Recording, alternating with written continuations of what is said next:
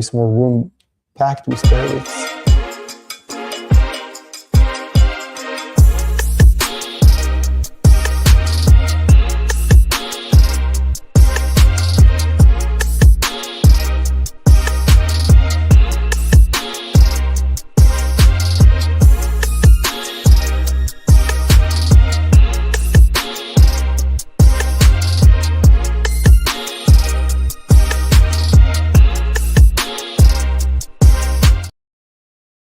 Led me towards a motorcycle that was waiting there 50 meters maybe ahead. And I took a run for it before I was stopped. And there I remember the rifle going off. I remember the second bullet piercing my left leg. And this bullet pierced my bone.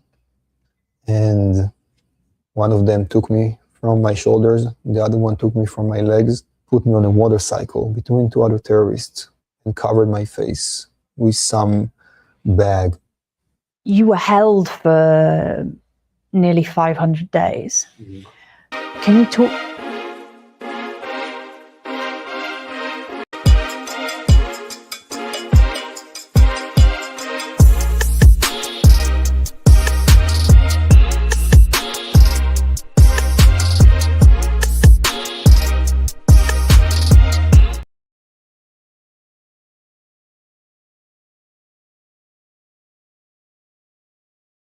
That's There it. we go. All right, welcome to the Tampa Bay Breakfast Club. I'm your brother John. And this is Kiana. And this program is being brought to you as part of the New Image. Wait, hold on. Let me just run No, that dude, back. go, Brandon. Good morning. Welcome to the Tampa Bay Breakfast Club. I'm brother John. And this is Kiana. And say it how we say it, please. Yes. And this program is being brought to you as part of the New Image Project of the Community Development and Training Center, aka See That? See That. And we like to thank y'all for tuning in, helping us to redefine what's cool, because smart is the new gangster. Baby. And if you don't know, now you know that it's Freestyle Friday. Right. It's Freestyle Friday. It's cold too. It is, but Yeah. it's not as cold as it's been. Yeah, but it's not as cold as it's gonna be, they said. No. Yeah. Oh, but you got another statement. to Okay, make. yes. The Tampa Bay Breakfast Club is an independently produced program. The views, opinions, and statements expressed by hosts, guests, or callers are their own and do not necessarily reflect the views, positions, or policies of Carafesta Radio, 99 Jams, its ownership, management, affiliate, sponsors, or partners. Basically, we speaking for ourselves. We always speak for ourselves, right? We really do. And you know what's really, really crazy? It's Freestyle It's Friday. Freestyle Friday, It so is get ready, freestyle. Yeah, it is. Yeah. Y'all channel Mr. Edmond. Maybe he might pop up. Yeah. Just Yes. Take a second. Channel him. I don't got no coffee this morning. Okay. I hear that. So if anybody out here, you know, and want to pull over somewhere, Not and break, anybody. not anybody. Can't have anybody right now. Yeah, never mind. You, you are 100. Can't take And I can't take at this point anybody. because let Tip me was tell you good. why I'm not taking no coffee from nobody. Don't bring me nothing. Yeah. I'm okay. That's right. You know why? I'll be all right. I will be all right. That's right. You know, right. I used to feel so comfortable. Yeah. And I just did this whole little speech about like, you know, like it's more good than bad. And It's I true. still I believe stand on that. that. I Yes, stand do. on that. Yeah. And what I said is you lead with caution, but not fear. Right. And so I'm cautious. Yeah. At this Not point, fearful, just cautious. you know, Yeah, but I yeah. will say is that like we have to be doing something really good Yeah. on the show. Yeah. Again, we want to thank all our fans, Yeah. all our listeners, everybody that actually tune in Yeah. and love what we do. The supporters, everybody. Yeah. The people who send us stars, people who, you know, come in and say, hey, man, people who see you in the streets. Who share. Yeah. And talk about like. Yeah. Now, I also like to say I like our confused fans. Yes. Which is our haters. Yeah. And it's so sad that you have to talk about your haters. Yeah. These are the people that's in the crevices that watch the show, listen to the show, never say anything, report on the show. Yeah. Right? Yeah. And then report, like, okay, as a journalist. Yeah. Okay. Freestyle. As a journalist Yeah. or anybody that's reporting on news, you need to check your facts. Yes, that's important. Facts matter. It does. And I will tell you, typically, because we made this statement because somebody or some people, anonymous people, are always lurching and always have something to say about the Tampa Bay Breakfast Club. Yeah. Right. And I mean, and I will say we are truly flattered. Yes, I am. I appreciate that. Blessed are ye. Right. But I will say that your fact checking sucks. Okay. It really sucks because we get told on, and we get reported, we get all this. And they call the principal all the time. Yeah. And let me tell y'all be so wrong. But here's the thing, though. They don't know. The principal told us when we started, he said, the way I want y'all to do this show is I want people to be outside the door protesting. I want people to be calling y'all. And they doing that. So he got his way. So that means we're delivering on the product, right? Right. So I just want to keep on. But I will say. But when you're right, you're right. And when you're wrong, you're wrong. Right. And so when you start reporting, just fact check. Please and thank you. Yeah, because like every time we get reported on, it is always my bad. Yeah. Or crickets afterwards, right? Yeah. And I will tell you, good, go ahead. It is getting a little aggravating. Get your roll on. Right. It is getting a little aggravating at this because one is we love what we do. Yes, we do. We come in here and this is really out the love of the city. Yeah. That's right. I want to stress the love of the city. We get up pretty early to come and dedicate our time to this program. Good morning, sweetie. Right. and we are team players. Yeah. Like we believe in the station. Yeah. So we're not trying to do anything. Yeah. That doesn't benefit this station. I mean, and most of the things that we do, any relationship that we have, it's always mutually beneficial. Yes, it is. Right? Like we go into it looking for the win-win. I'll tell you this, when we were organizing, this is when I became a professional organizer, right? Because I was doing stuff for a while, but then I actually got my first professional organizing job. And shout out to Glenn Wren. Glenn Wren was our regional director for the state, and he was with SEIU. And we would be pitching ideas to him on what we wanted to do in the community. And what Glenn Wren told us, and this was 2016, I'm talking about February, March of 2016, when I come with all these ideas, all these opportunities for partnership, because, we was a part of everything, part of a lot of things. And that's why they hired me, because it was like, hey, man, you connected, you embedded in the community. Would you like to get a job doing organizing? I'm like, what? That's actually a job. They pay people to do this stuff. And they paid us pretty good at the time. And so I would pitch him these ideas, and what he would say when we had an idea on the board, what he trained us in, again, after Trump, fast forward after Trump won, he left and moved to Russia or somewhere. He left the country.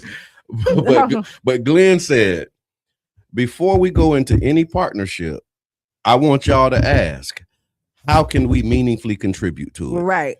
Because we're not just going to go into partnerships just to say we're in partnership. Right.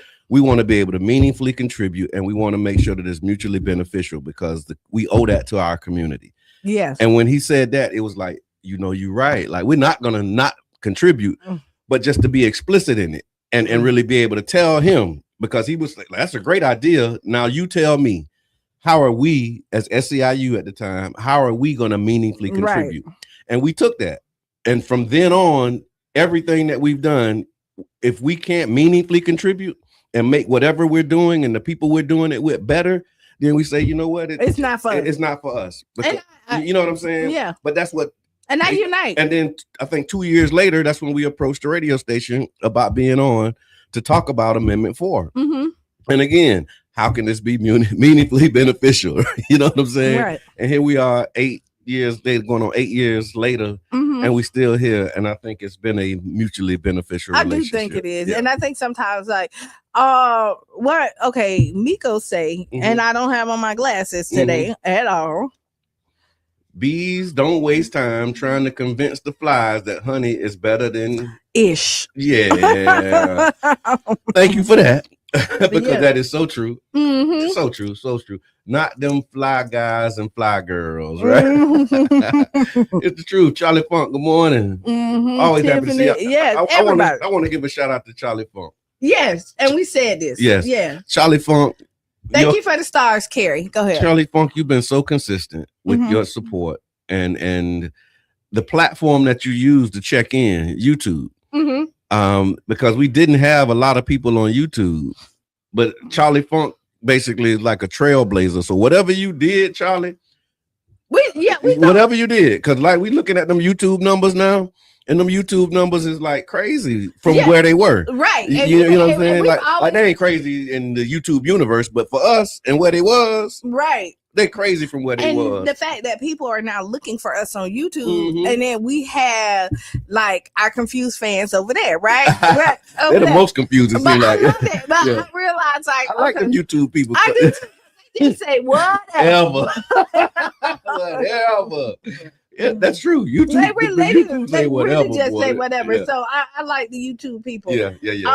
Also, I want to give a shout out to these Black businesses. Okay. Right? Okay. Especially like these food trucks, the restaurants. Y'all winning. Yeah. No, really. Yes. Y'all winning. Yes. Tag a friend, tell a friend if they got like so.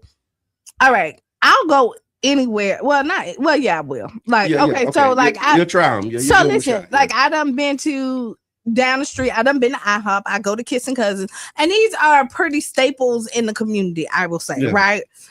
I go to Big Love, and big shout out to Big Love for breakfast, right? Or even McCall's. Yeah. And when you compare the price compared to like going to these a McDonald's or these corporations, you getting way more for the bang for your buck. Yeah, you getting a whole plate that's heavy for a few dollars. So like Love, if you're looking for, because I've been tearing him up a little bit, right? Yeah.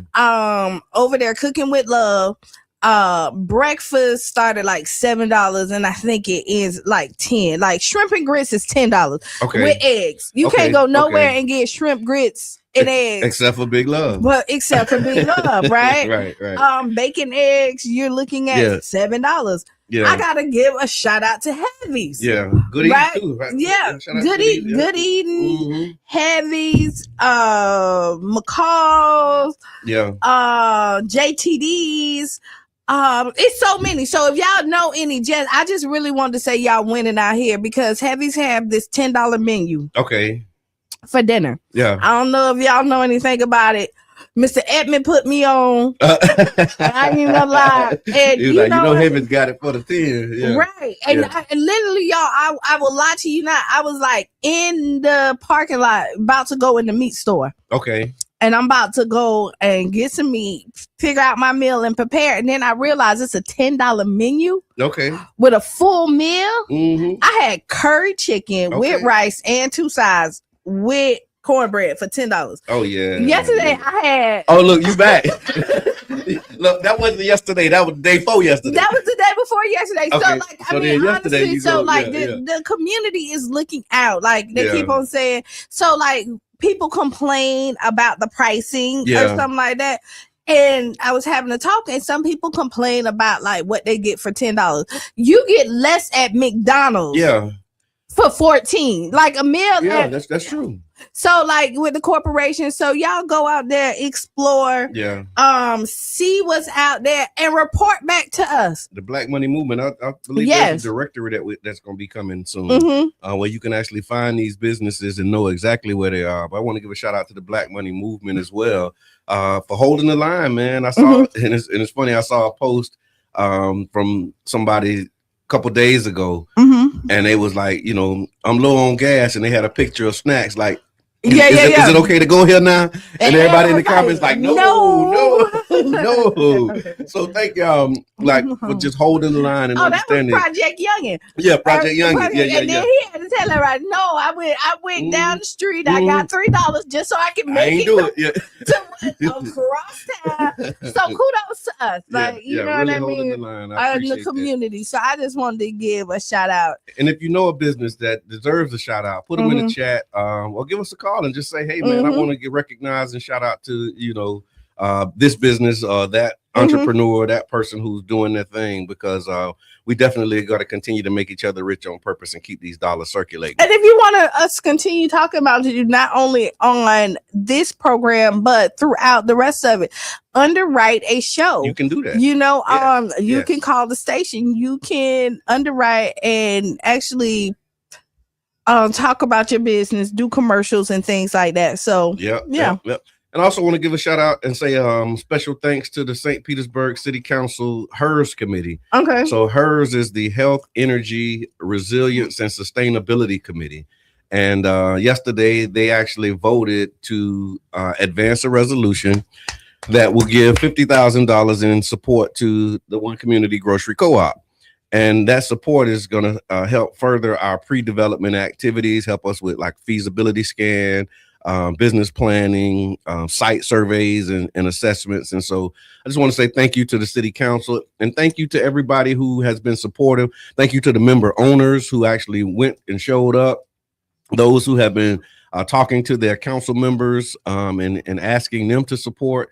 And then also a shout out to council member Brandy Gabbard, because she was listening to the Tampa Bay Breakfast Club one morning and said, I heard y'all talking about the co-op. I have an idea.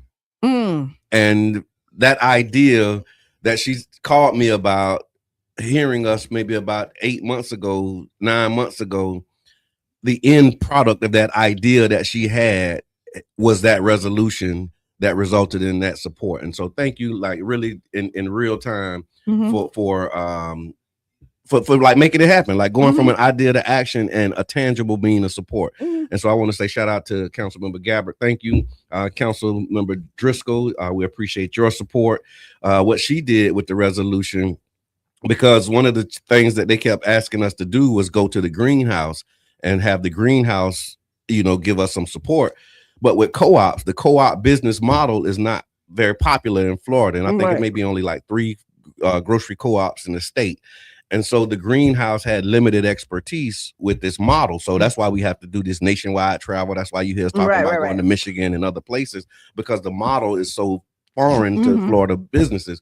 And so the other part of what Councilmember Driscoll did was she actually asked the greenhouse to assign somebody to work with us so that they can learn more about the model. Because after we do the grocery store, there's limited equity housing co-ops. There's other types of co-ops where you can have the community participate, invest, and own. And we want to make sure that that expertise is available to our city as well. And so thank you for that. Thank you to Councilmember Givens for reintroducing it, bringing it back. Councilmember Floyd. So it was a unanimous vote yesterday. We appreciate it. Appreciate it. And now we got to talk to the rest of our council members. So the way that works is that was a committee. And now it's leaving committee and it'll be going to the full council. And now all of the council members will have to vote on it. And so, and that's really good because it's been in a committee before, right? And we kind of talked about it. We didn't like, but what I will say is that after the small conversations, so that means that people were true to their word. They really were concerned about like different things. And I can definitely appreciate. Because when we was riding, Councilmember Floyd, like, but he had his questions. We was able to meet with him, get him his answers that he needed. And he said it yesterday as a part of the vote. He was like, yeah, we met, we talked, and I'm clear on it and I'm good. And he helped to push it on through. So there we go. Kudos. Carla say somebody's coffee. Another business that she went to and she said I saw that off of Prescott. I think I saw some pictures over there. What? No, that's Morning Pour. Okay. Morning Pour. I think that is what it's called. That's another one. Shantavia. Okay. She has it. But this is how like innovative we are. Like we are, because to be honest, we're not in competition with each other. There's so many people here in St. Pete that like you can have multiple coffee shops. If you look at, you can have multiple clubs, you can have multiple restaurants, multiple lounges, because you can't service everybody. That's right. That's right. And LA said he actually made it over there yesterday and got that chai. Huh? Thanks for the post. Yeah. And then Renee with Saturday Shops. Yeah. Like she's doing her thing. Got some stuff I want to say now. I don't know if it's too early to announce, but she got some good stuff cooking. And she's actually doing coffee at the President Barack Obama Library. Yeah. And so if you want to take a meeting, if you want to do something over that way, you can get some coffee. And you can I think that's her son's business. Yeah. I think it's her son's I was business. on a call with her yesterday and she was there working. Because she clock in. So like literally in between the call, like we having a meeting and in between the call, she's like, hold on, y'all. How may I help you? Thank you for coming in. Okay, Prescott's is somebody's coffee. Okay. Gotcha. And so so again, shout out to all of the entrepreneurs, those who are doing business in the city, and we appreciate it. And make sure that you tag them, tell a friend when you go, support, take a picture, post it. Like how you post your plate, post the location the way you pick that plate up too, and let's highlight each other businesses and really demonstrate that we support each other. That's the 2026 and beyond. And we're a little late, so we got to pay some bills, right? Tag a friend, tell a friend. We just started cooking, so if you like what you heard, it's only probably going to get better. Yeah, absolutely. We just warming up, right? So, yeah, and we'll be back 7 minutes after the hour, right here on 99 Jams. We have a special report from Venezuela's oil heartland. With the retrieval of the remains of the final Israeli hostage in Gaza earlier this week, there are hopes that the crucial Rafah crossing could be reopened to allow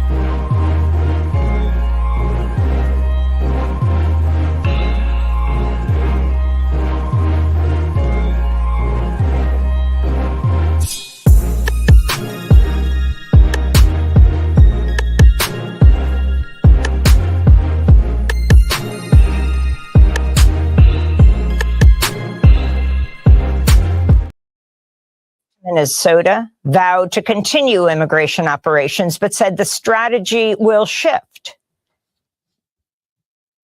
we will conduct targeted enforcement operations.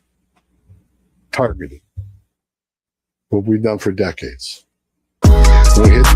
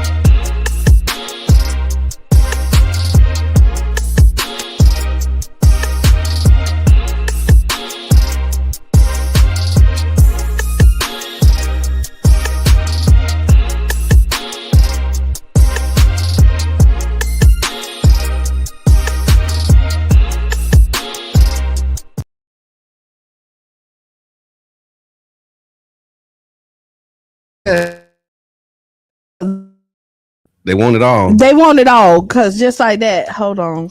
They want it all. They want it all. Okay, there we go. I can hear now. Okay. All right. Just like that. We're back. Welcome back to the Tampa Bay. We're back. We're back. Boom, boom, boom. Hey, it's Freestyle Friday. It is. Yeah. And go ahead. Welcome back to the Tampa Bay Breakfast Club. I'm your brother, John. And this is Kiana. This program is being brought to you as part of the New Image Project of the Community Development and Training Center, aka CDAT. See that. And we would like to thank y'all for tuning in, helping us to redefine what's cool, because smart is the new gangster. Baby. And if you don't know, now you know. Yes. And one thing that you might not know, but you will find out. Right is now. that the Tampa Bay Breakfast Club is an independently produced program. The views, opinions, and statements expressed by host, guest, or callers are their own and do not necessarily reflect the views, positions, or policies of Carafesta Radio, 99 Jams, its ownership, management, affiliates, sponsors, or partners. That makes sure we cover everybody. Yeah. Nobody but us. It says ownership, management, affiliates, sponsors, or partners. That means nobody but us speaking for us this morning. That's it. Councilmember Gabbard, thank you for tapping in. We was giving you your flowers earlier. It surely was. Appreciate you. Thank you. And really, for those who might have missed the first hour, I'm just going to remind you, because I do see people coming in now. Shout out to Kurt Donnelly. I got a good, amazing Kurt Donnelly story too. Okay. A lot of them, but one of them in particular. But we were talking about how Councilmember Gabbard was listening to the Tampa Bay Breakfast Club one morning, and we talked about the One Community Grocery Co-op. You know, we always talk, announcing it and big up in it. And she called and said, "Hey, I have an idea." And I don't know how many months ago that idea was, but it actually went beyond an idea and turned into what became a resolution for support. And so we actually are thankful for you and how you just flagged that and moved it through from an idea to an action, and was able to successfully pass a resolution for $50,000 in support to the One Community Grocery Co-op that is now advancing to the full council. But again, it started with a conversation that we were having on the radio. I mean, it didn't start there. This round started there because Councilmember Gabbard is like a day one with the co-op and really been rocking with us since the very beginning. And Councilmember Driscoll too. Like, we got some early New Deal for St. Pete pictures with Councilmember Driscoll when she was like, I think she was a candidate. That's when we met. I think we did a New Deal for St. Pete candidate forum. Okay. And she was a candidate for office. And then after the forum, she wanted to meet and learn more about the platform. And one of the things that really she gravitated towards was the One Community Grocery Co-op. And she's been rocking with us ever since then too. I'm glad you said that, right? I just want to like this to be extremely clear. Okay. Also. Okay, please. It's Freestyle Friday. It is Freestyle Friday, and stuff is like kind of coming up. Like, this is an open platform for anybody to come on. Oh, you still there? Come on. No. Some people have that. No. I'm just saying about it really is an open. You are welcome to come in. Right, and all you have to do is ask. Yeah, if you want to come on, just say, "Hey, I want to come on." Come on. Yeah. I don't remember. And then we'll tell you what it takes for you to get on. Right. Yeah. And I will tell you now with politics and everything that's coming up with for every politician or anybody that's running for office. Yeah. It's open. So we have to give it we have to send out the invitation to whoever you're running against, and they can decline or just throw that out there. But everybody's welcome to come on. Yeah, that's just there's a way to do anything. There's a way to do anything. And so if you sitting there and you like, man, I'd love to come in and be on that platform with them. We got a seat. We got a couple seats. Because we like to be informed about like your campaigns, what you're doing, what is your vision for like your district or whatever the case may be. Yeah. So please reach out to us. So this is your invitation. Yes. Because if you're feeling like we didn't invite you, you're being invited now. This is your invitation. Okay. There you go. Okay. Appreciate that. I just wanted to get back to the business at hand. Again, it's just amazing, this run, right? Right. And when you have moments like what happened yesterday with the council, it's another one of those. I'm kind of glad that I chose the way that I chose, right? And really enjoying this private citizen with a public impact life, because I got colleagues who I work with, and when I left, they said, "Hey man, we got you." And so again, shout out to Councilmember Gabbard, because when I left, she said, "Hey man, I got you." And yesterday was a clear demonstration of the "Hey man, I got you." Councilmember Driscoll, same thing. I got you. Councilmember Floyd, I got you. I mean, we got to go through the process and do what we need to do. But I appreciate that. Hey, Councilmember Gibbons as well, because he was able to bring it back, get us a reconsideration after conversations. And so it just shows you, man, just keep the lines open. It is. And like keep the I lines always open. say, it's like any good relationship. When it's bad, we discuss it, call it out. When it's good, we praise it, right? And the idea is to have a healthy working relationship where there is beneficial. It's beneficial for all parties. Yeah, and then being clear that when you're taking care of the business, you're taking care of the business. And I always said this. I said, if we agree on everything, then somebody's not being honest. This is true. Right? Because you're not going to agree 100% on everything. And the ability to disagree but not become disagreeable is a sign of maturity. Because one of the things that I'm seeing too is there's a lot of intellectual immaturity in these political spaces, right? It is. We talk about pettiness, I guess. Is that where you think that it's like high school, like the high school stuff is what it I'm is, thinking. and I don't like it. I will say that. And I know we're all human, and we do take stuff personal. Yeah. We do, and you should. Yeah. Yeah, there's some things that are personal, but I have to go back to. And then there's some things that are not. Right. And I will say, when you're in a realm of leadership, I would say you don't have to be right. The situation has to be right. Yeah. And you really have to take out, like, I'm the leader, so it has to be like this, out of the conversation or out of your mind, because a lot of times it's not in the conversation, it's in your actions. There you go. Go ahead, caller. Introduce it's Freestyle yourself. Friday, and we talking about intellectual immaturity in our leadership. What's going on? What's on your mind? Well, Grand Rising, this is Coach D. And what I wanted to say was, and I put it in the chat below before I called. Okay. And there's something called the ARC triangle. Oh, yeah. If you have love for something, if you have love for something, then you can communicate and come up with resolutions. Yeah. And that's what I see amongst the three of you. Wow. You guys are an amazing ARC triangle, and I love to watch you communicate. You have different perspectives, and you bring variety, which was what makes your show so successful. You know, I big up you all the time. I appreciate it. Shared Thank you already. You guys do an amazing job, and you guys have shown me so much love. I just appreciate you. Well, I'm going to leak it right now. Okay. I will be coming to St. Pete. All right. Welcome to the bird. And I'm gonna do some things. I'm gonna do some reaching out. All of you guys that I've always, Carla, all of you guys, the youth farm, everything that I've always touched. Yeah. I'm bringing something else with me. Absolutely. Well, looking forward to having you, Coach D, and thank you for all that you do. Thank you for the support that you give us, because you are, again, one of the most consistent. We appreciate it. You are, and we appreciate it, because again, y'all are the reason why we get up. Yeah, I mean, I'm telling you. No. Y'all do not understand. It's tough. It can be tough. But yes, so the ARC triangle, it's funny that she mentioned that, because that's another one of those tools. Like, we actually apply that, and we're able to spot any out points. And so for those who are not familiar, it's affinity, reality, and communication. That's the ARC. And when you have affinity, which is basically a willingness to share space with somebody, right? Some call it love or whatever. But if you say I'm willing to share space, and then the reality is basically the things that you agree on. And you're not going to agree on everything. But if you use the C, communication, then you can get to a space where you'll be all right.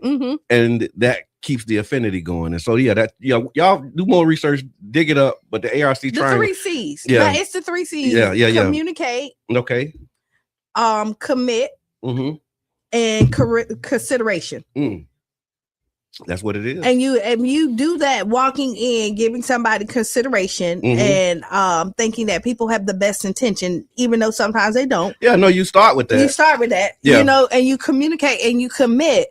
So, like, back to the leadership. Ms. Teresa, I'm with you. She said, I love being a private citizen with a community impact. Believe and do good. It feels good. It really do. It does. So go ahead. But like, and my leader, like the people I'm looking for, is like, you don't have to necessarily like me. Yeah. Right. But if I bring you something good on the table, that's going to benefit the community. Now, you may not like how I move. You might not like what I say. But if you know that my intentions are pure, or you can see where the plan is at, like, you really need to take I like you out the. Especially for our leadership. I want to give y'all another tool, right? Another one of these tools, because since we dropping them in this Freestyle Friday, here's a tool. When you in a situation, when you looking at all of the things that are required in order to get it done, right? You have categories of things. There are some things that you must have, right? And then there's some things that are nice to have. You follow what I'm saying? And liking me is not one of my must-haves. No, it's nice to have. It is, but it's not a must. Me liking you is nice to have, but it's not a must have. Right. Because I'm focusing on something bigger than both of us. Right. Right. And so if it's bigger than both of us, I don't have to like you. It's good if I do, and it's cool if we can get there. Right. But that's not one of my absolutes and requirements for me to operate and function. And I do reserve the right at all times to disagree with you on anything. Right. Even if I like you. Yeah. Yeah. And if I like you, I'm probably going to disagree more because I'm going to be in closer proximity. So I'm going to know more. And I'm not, and I'm more confident that because I can tell you, like, if we have a real relationship or a real friendship, I'm probably more vocal. Yeah. Because I know the solid of the foundation. Well, that's the C, right? Yeah. Well, that's the C. That's the communication, and the affinity is the A. Like if I'm sharing space with you consistently, then that means we're communicating, right? But what happened when you argue with somebody? You have a reality break, right? And when you have a reality break, the communication falls. Yes. And when the communication falls, your willingness to share space with that. I don't want to be around you. So now I'm going in the other room. Or I'm not picking up the phone. That's why that triangle is something that I'm glad you highlighted, Coach D, because it when you look at it in practice, it really works. And there's ways that you can reestablish the reality, reestablish the communication, and rebuild the affinity. Like we practice this stuff, you know what I mean? And we actually use these tools. We're not out here just doing stuff. And that's why we can spot it when it's out. It really can. And I will tell you, I think misunderstanding about the three of us here is that there's not one policy that I 100% agree with. Yeah. And there's not one policy that like I honestly 100% disagree with. Yeah. Right? I think everybody brings in something good. Yeah. I can find something good in every. I'm not like no. You ought to hear. See, that's the thing. Like they don't hear our off-camera, conversations, right? And so, like, I ain't gonna even get into that details because we do have some stuff I want to talk about. Okay. But like there's things that we talk about where we really absolutely see the other side of it. Individuals, policies, positions, but it does not stop us from getting the work done. And when you go back and just check the record and you just look at what we've been able to accomplish as a team, man, I think we'll be all right. We do, and we support all. Like we really, really do. So, like, I just think so. Just keep that in mind. Yeah, keep it in mind. Keep it in mind. So one of the things that I did see. Let's see where to start. Just headlines. So the former Illinois sheriff, Sean Grayson, was sentenced to 20 years in prison for the July 24th killing of Sonia Massey. Sonia Massey was the woman who I know it's not. Yeah, okay. But I mean, for the people who don't know, she was having a mental breakdown. She called. She said that she heard people outside. They came in. She told him that basically, I rebuke you. Yeah. And she got shot. Yeah, basically. In the not. Yeah, no, that was what it was. And so the incident happened in on July 6th. It was a verbal exchange where Massey apologized for a pot of boiling water that was on her stove. And she was going to, she called them. Right. The police came to her house because she called them. And then she had a pot of boiling water on the stove. She went to turn it off. The man shot her in the face. And fast forward, he's actually been found guilty. He was found guilty in October 2025, and he received the maximum sentence of 20 years, followed by 2 years of supervised probation. Here's the kicker. I think they said with credit for the time that he's already served since his arrest in 2024, he could potentially be released in 8.5 years. So he might not even do the whole bid, which is another one of them conversations. But yeah, at least in that case, it wasn't like a lot of these other cases where, it's justifiable and they get off. Like in Jacksonville, when the officer punched in, they said that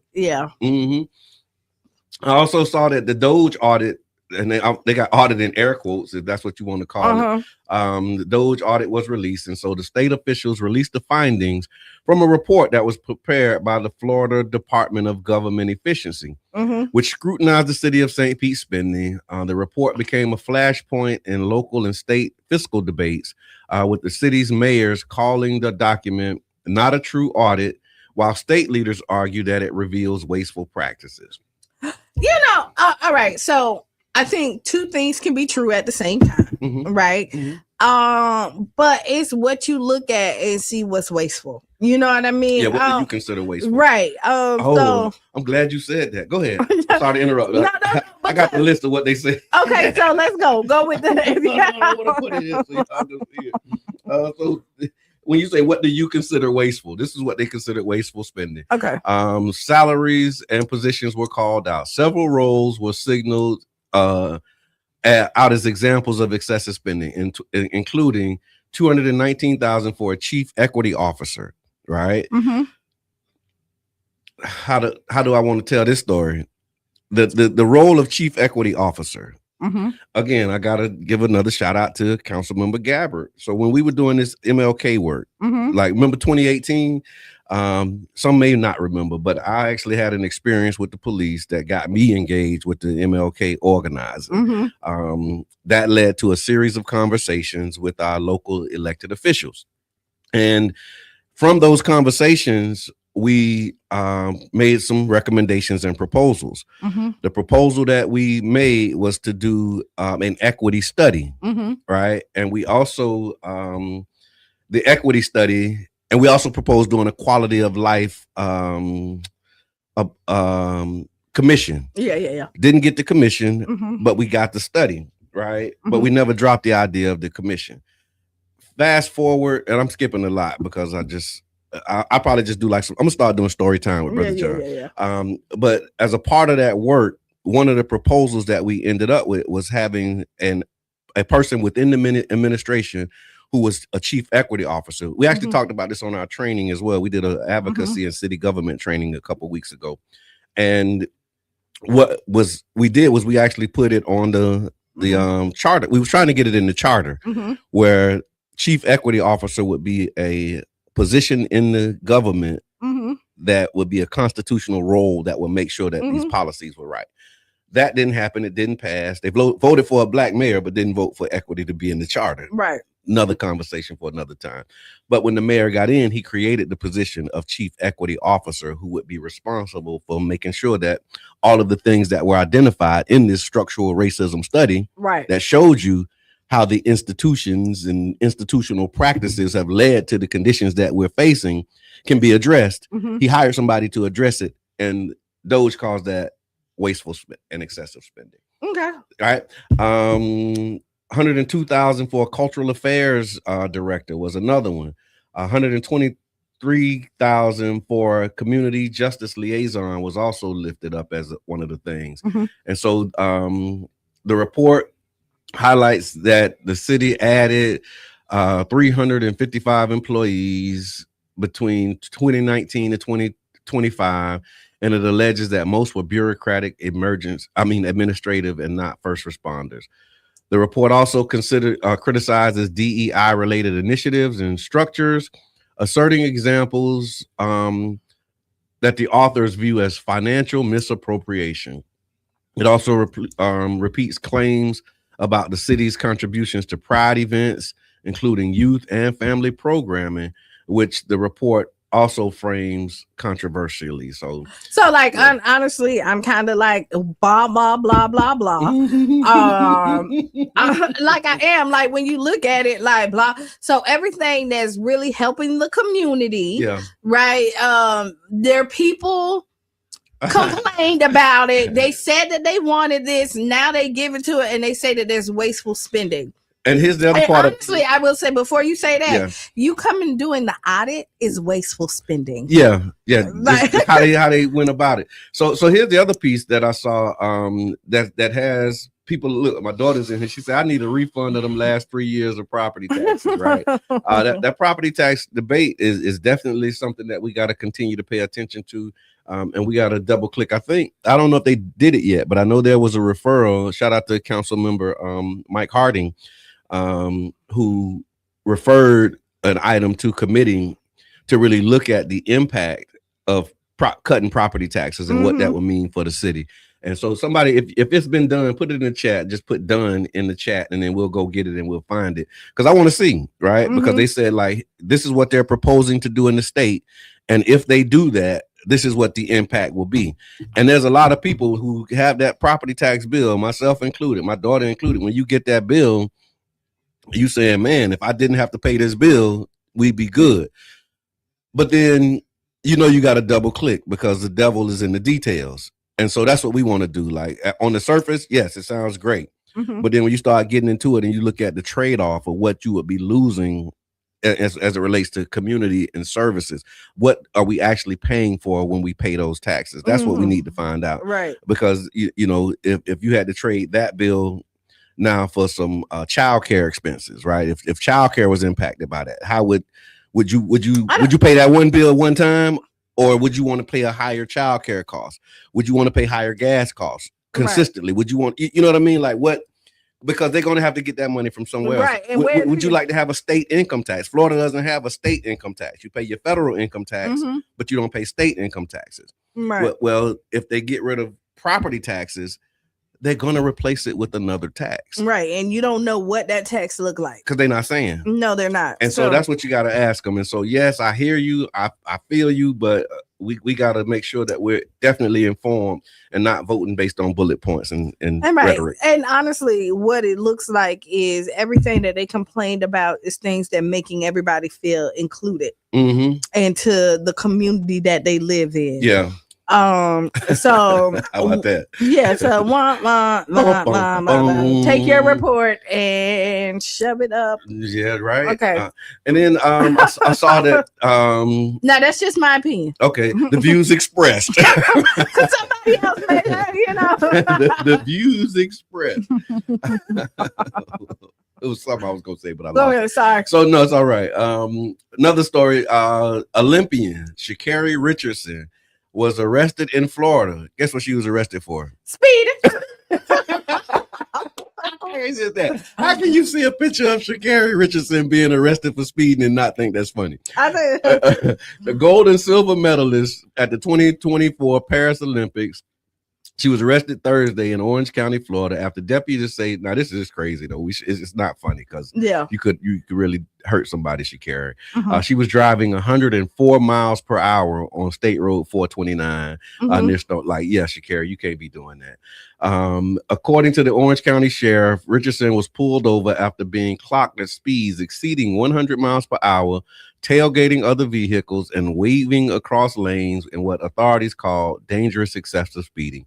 She was booked on that charge and held on a $500 bond and then later released. But yeah, I just saw that and I was like, oh my God, how, Sha'Carri, slow down, girl. Like, you run fast on the track, but and then but you can't drive like that. You can't, especially in Orlando. Yeah, I don't know where that Stony Brook Road is, but it's so much traffic in Orlando, I mean everywhere, especially I don't know a road where you can actually go and do 100 miles an hour safely. No, I'm not convinced that that's the thing that you should be doing. But again, I saw I saw it too. I saw the picture and I just was like, I mean, she's like she speed everywhere she go. But I mean, also also a lot of times realize her age. You know what I mean? Right. Like she's 25. Yeah. And I said, like, when you was 25, you just kind of taking these risks. Oh, you're right. Because I remember I was 20 something, early 20s, and I was moving kind of fast. I got a couple speed tickets. And this thing, she's 25, rich, with everything at her fingertips, and I don't know what her Kiwi tag Peanut Xavier Bishop, tag him in this because he'll appreciate this story. Also tag your Uncle Elroy, so he can hear this. So speeding. Yeah, like speeding. The reason I wanted her to tag them because I remember we was riding down 22nd Avenue south. People say I go over 100 all the time. Okay, but live in the middle of nowhere. Okay, yeah, I've seen pictures from where you live, Kurt. Stay warm, my brother. Stay warm. But yeah, so I'm going down 22nd Avenue. We riding, doing what we do as teenagers. And I get pulled over for speeding. I pull up into my Uncle Tony's yard. His house was right there where the track is, where the Thurgood Marshall is now, across the street from Twin Brooks. Okay. They actually took his house to build that school. So I pull up in his yard And I'm like, man, they tripping, man. They pulling us over, you know, young, we black men. And they all looked at me. They was like, nah, Jay, you was hauling ass. Like you be wrong. but I'm like, man, we pulling me over. I ain't got no. I'm like, got a problem with the police. And they like, no, Jay, you was hauling it. No, and you was flying. And I'm like, okay, all right. And see, I have a good driving record, right? At this point in time. And I literally probably haven't had a ticket in probably like 20 years. Yeah. If not, you know. But I be seeing that people getting calls and they just be wanting to stunt. Yeah, right? yeah. And I get it, because sometimes your music be on. Like I can see her not, like she probably in that jamming, and now she weaving through. Oh, and if you got a good car, 100 don't feel like 100. No, and it's a smooth ride. Yeah, that's like, true. You don't even like in some cars, you feel every bit of that 100. You think it's about to come, like depending on what kind of car you got. Yeah, you gonna feel it. Yeah. Shaking it. I had a car, it was like 45, and they go to shaking that tie in the front. But if you got a good car, and I'm sure she probably do, right? She probably didn't feel it's like a smooth ride, and then the rest of the traffic is she's tailgating, and so the flow of the traffic was probably speeding as well. Yeah. So you know. So yeah, slow down, y'all. Be careful out there. Be careful out there. Oh, I didn't write it. I thought I did, but this weather. Because you brought it back to me when I saw Kurt Donnelly and I saw you put your post in there. Mm-hmm. There's actually a chance of snow. Did you see that? Some chance of snow in Florida. I'm gonna see if I can find it. Okay, here we go. Flurries, some flurries. Some flurries. Okay. I don't know what a flurry is, but it basically says right now conditions are mild and above freezing with no expected snow in the regular forecast period. Temperatures will stay above freezing throughout the next week, and precipitation is mostly rain, not snow. However, they're talking about a very slim chance of seeing flurries of a mix of snow and rain late Saturday into early Sunday due to a rare Gulf effect setup. But this is far from like a sure thing, and most models still keep any snow probability very low. But just the fact that we talking about it might snow in Florida, what's on your mind? I mean, I remember like back in like 80s, mm-hmm. and it did. Yeah, late 80s. I remember in the 2010s. I remember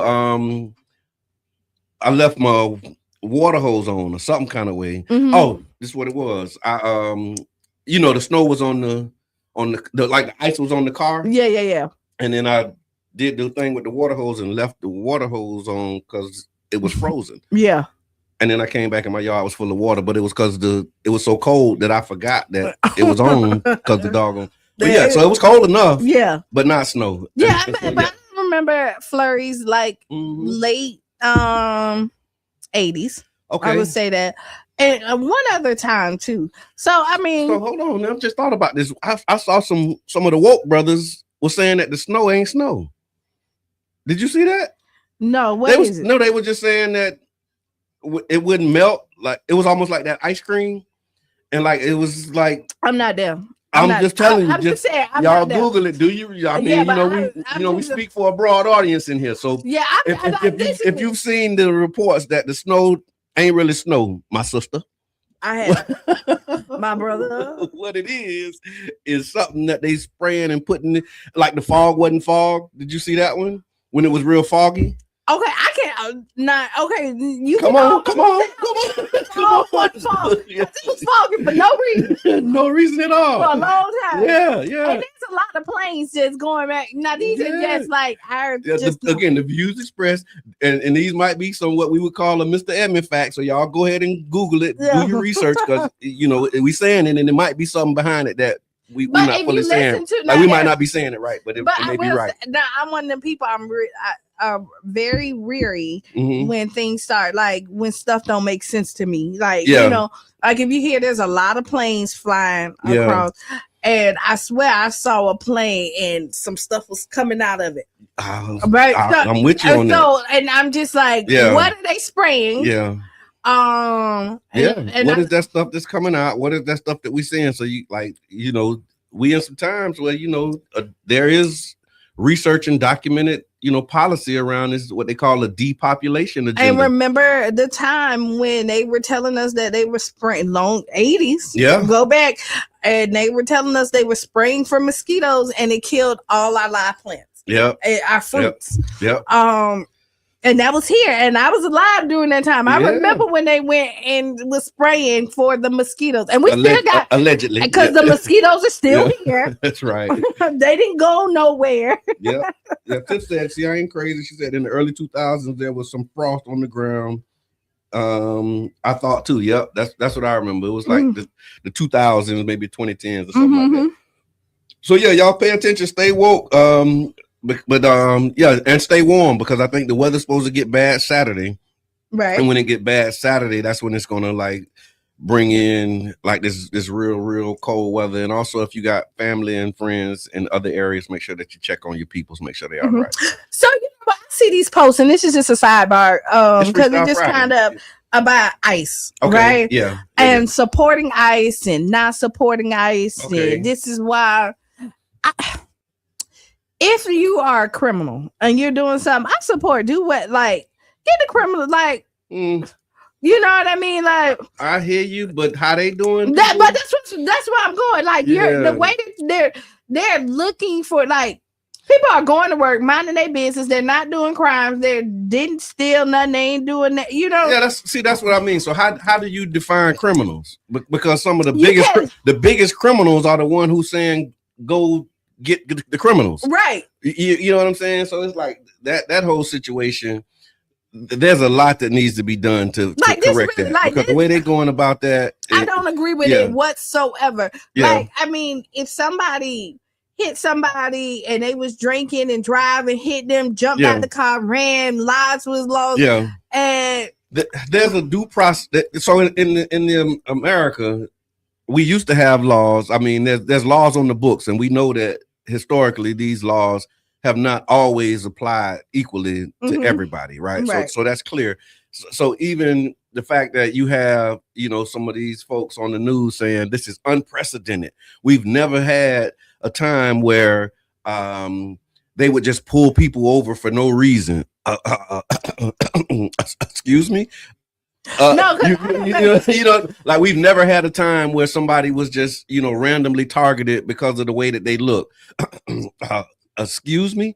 So we know that these things that have happened, and our community has been saying, like, we got this problem with the police. Yeah. So now they've just empowered this secret police, basically, because they don't have to identify themselves. They covering up in masks and all of this stuff, and they going out. And so what it is just a 10x of what Black people were saying in the 90s when we came out with the song, "The police coming straight from the underground." A young got it bad because I'm brown. Yeah. Like, that was, we were saying that for a reason, and now they're seeing that 10x, and that don't make it right. They don't, and I don't like it, and that's really kind of where I was going, because I see people that's, this is why I support it, and I'm like, they call us criminals.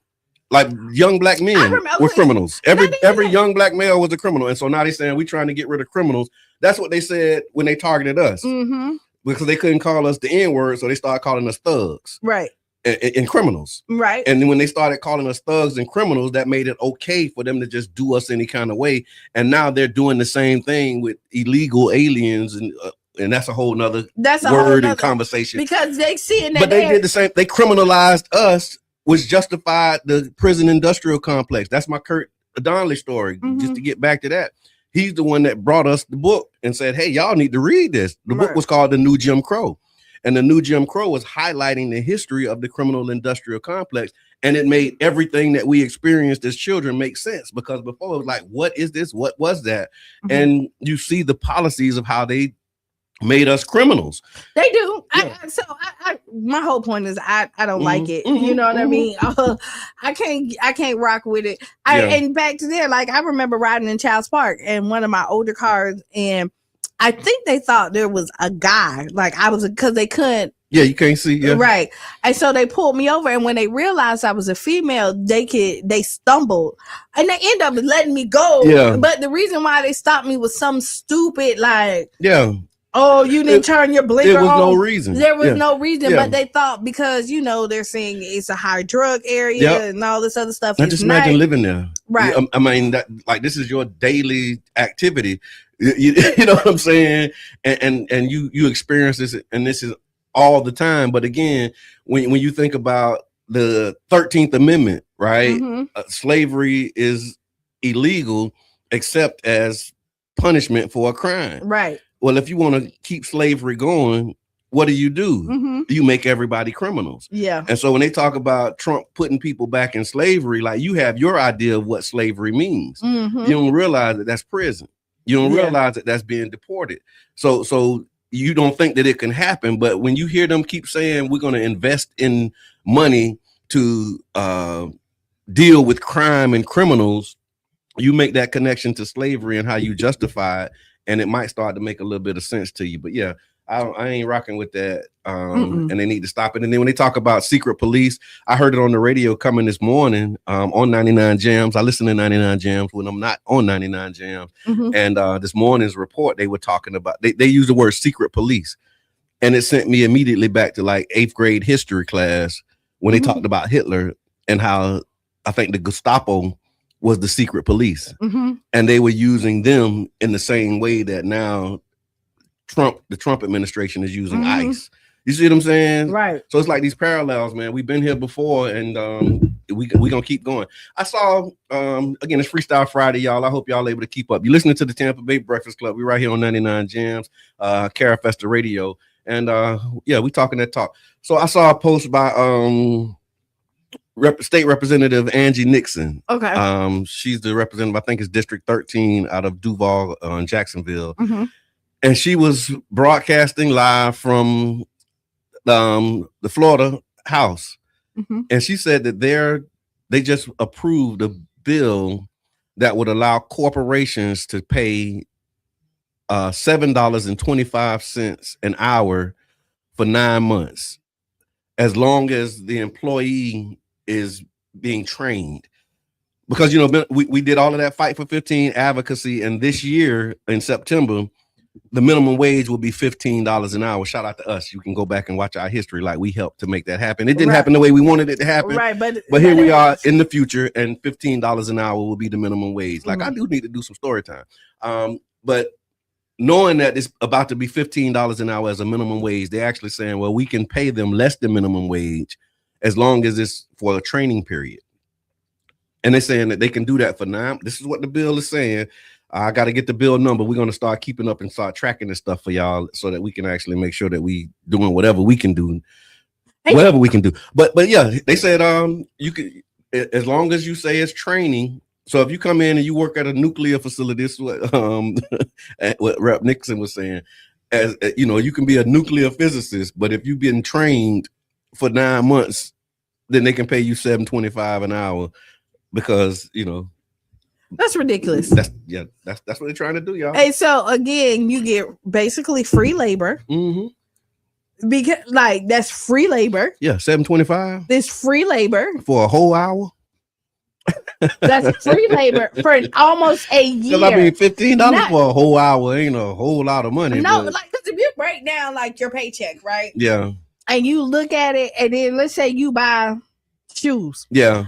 A pair of shoes is $100. Yeah. You know, a good pair. Yeah. How many hours did you have to work to get them shoes?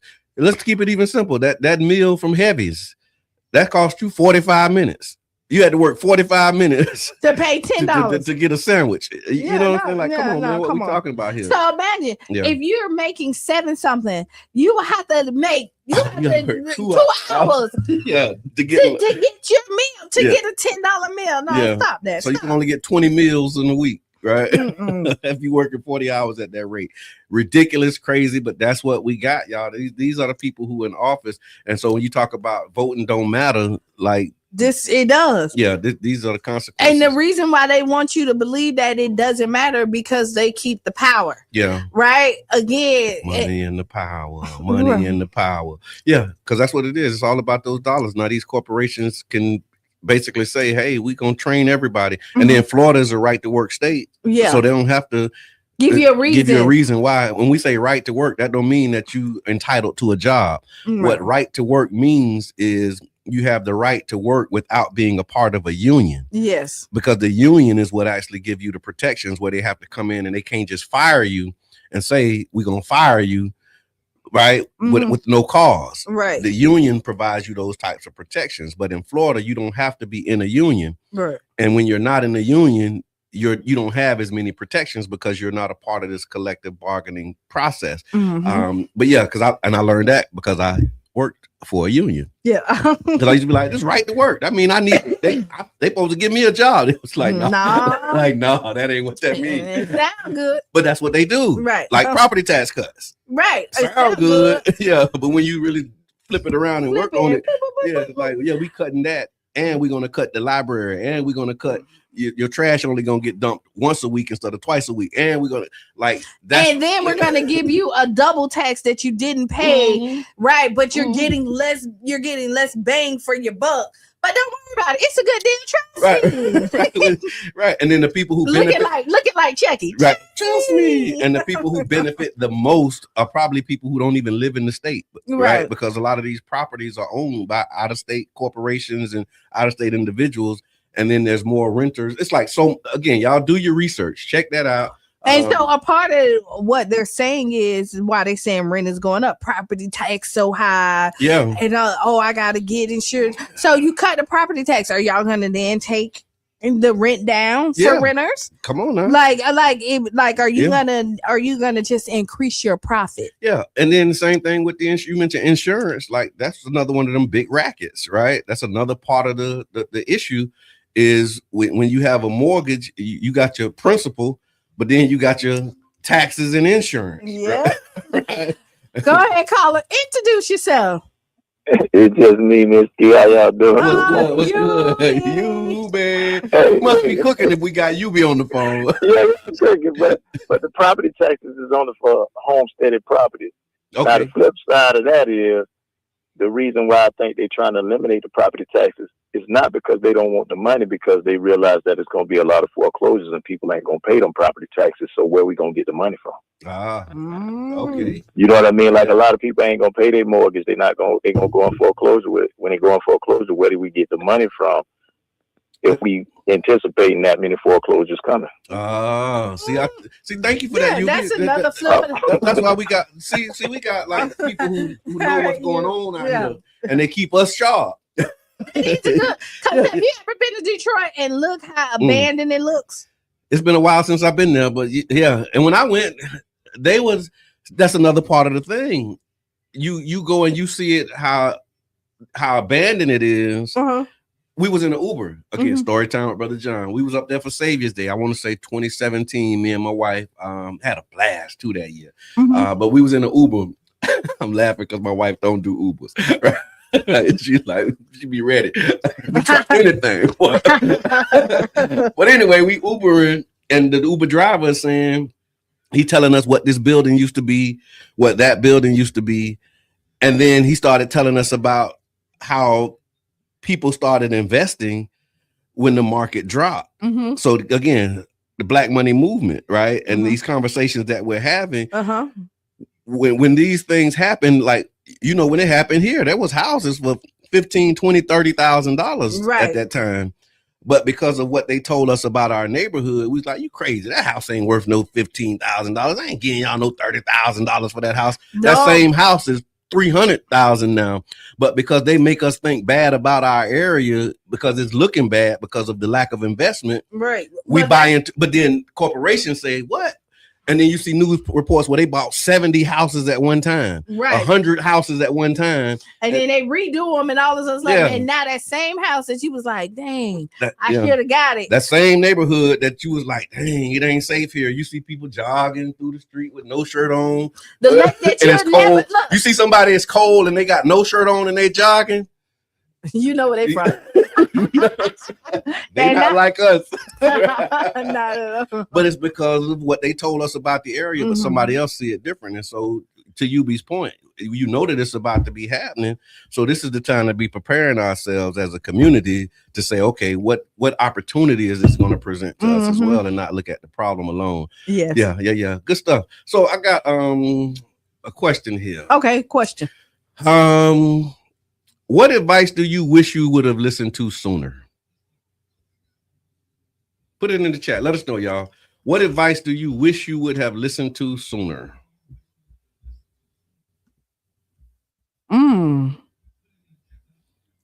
I'll tell you. Go ahead. And it just came up just in the moment because it's a lot, right? And most of it is what my daddy told me.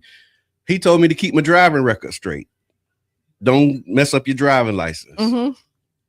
But I just told you how I was rolling. And there was a lot of that going on at the time because he was a driver and he did a lot of stuff on the road. But that was one of the things that he told me was like, don't mess up your driver record. He told me about credit a little bit, but not a whole lot. Yes. But I didn't listen. And so those were like some nuggets that he dropped on me that I wish I would have listened to sooner and really paid attention to, because when I got older, I saw the impact of what it was, my driving record, how that impacted my car insurance when I did start getting insurance, because for a long time I just whatever, right? But when I started getting insurance because of that whatever, it was like, oh, you're a higher risk, and you live in this neighborhood, which puts you at a high, all of the stuff, all the stuff, you know what I mean? And you black, and you man, so like it's like check, yeah. But that and was then don't get a red car. Oh.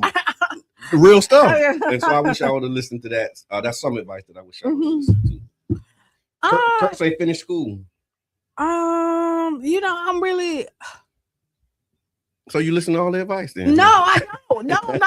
I think no, I don't. Like I haven't. Like I think eventually, it's just I'm really trying to go back and say go back and get it.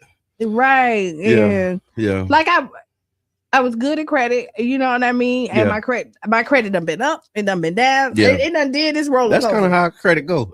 It really done did this roller coaster. I wish I probably paid a little bit more attention when again it was No, I'm gonna pause you because here's what I think is happening. The thing that you wish you would have listened to, even though you didn't listen, it worked out. It does. So that's if I know you, like it's something that you probably wish you would have listened to, but even though you didn't, it still worked out, and it ended up being all right. Right, but what I would have did. Am I right on that? You're right. But what happens is, I think I would have took shorter routes. Okay. Right. Okay. But then when I think about it too, I like some of the scenic read. Yeah. Like this long because it then like really kind of molded me to who I am, and then like like the pain that you go through, if you don't experience it, then how do you appreciate the sweetness and the goodness of what so I think if I would have if I could flip that question, like my younger self. Okay, yeah. If I would tell my younger self, like, that it's gonna be okay. Yeah. Right? Yeah. It's like, believe in yourself. Like, believe me, your dreams are not out of reach. Okay. And anybody who told you they were, ignore them. Yeah. Because I think that listening to the doubters that made me question and make me hesitate when I know I should have jumped. Because I'm gonna jump. Okay. It's just when I jump. So it ain't advice that you wish you would have listened to. It's advice you wish you wouldn't have listened to. Yeah. Me. Like I shouldn't have taken that advice. Like or something like that. Or like, and if I was gonna like bruise, I'd rather like bump, bruise, and then have the story and then hop back up and then eventually made it across that. Yeah. No, I hear that. Mr. Teresa, thank you for that. And thank you, Q. Mr. Teresa said, don't pull your Social Security until you're 70 years old. Okay. Because you'll get the maximum payout. All right. That was one of the things that she said as well. Okay. Tiffany said to focus more on saving. Yep. That's another one. And then Miss Teresa again says, you're correct. I did an early withdrawal thinking that I might not live until 70. God, dog. And you, how, Miss Teresa? Because me and my wife, we marvel at the energy that you have at 70 plus. But I get it because I didn't think that I'd live to be 50. Yeah. And I'm about to be 50. Yeah. About to be, God willing, if I can make it a couple more months, man. Yeah. So but there's things yeah. that, But I never imagined. Like my number was 24. That was as far as I can see. Really? Growing up, I was 24. That was my number. Like I wanted to live longer, but I couldn't see any further than 24. And the reason 24 was the number because that was the year 2000. Yeah. Yeah. No, because I grew up like in the year 2000. I'm gonna be 24, and that was my ceiling. I didn't see 30. I didn't see 40. God forbid 50. Like I never imagined what life would be like at 50.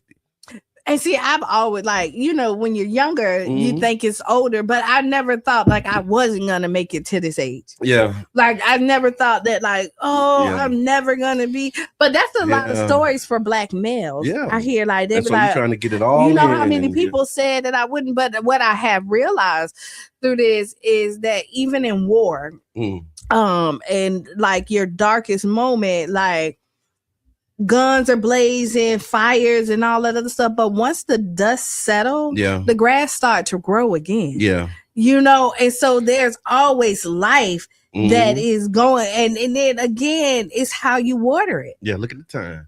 Oh. Wow. Look at what time it is. Wow. So listen, y'all, it's Freestyle Friday. It's a lot of things that are happening. We talked about them earlier in the week. So you got STEM Saturday tomorrow. You got the Real Youth Alliance tomorrow. You got Mo and Sam doing the No Place Like Home. Y'all can actually check that out. So it's a lot of great activities. Make sure that you stay safe, stay warm. Stay connected. Final thoughts. Yeah, be that change you want to be and see. Write down those 5 things. Y'all already know why. Bundle up because it's supposed to be and if you're in the house, you heard that, Sean? We got to bundle up. No, but because we got to create some memories. Yeah. If you're gonna be in the house and you can't go out there, do something that you spark some stuff out there with family. Sean, we gotta listen. It's gonna be a great day. Stay tuned for Sister Hughes. Make you lose your shoes and shout all around the house. This has been the Tampa Bay Breakfast Club. I'm your brother John. And this is Kiana. And we out. Bing, bing.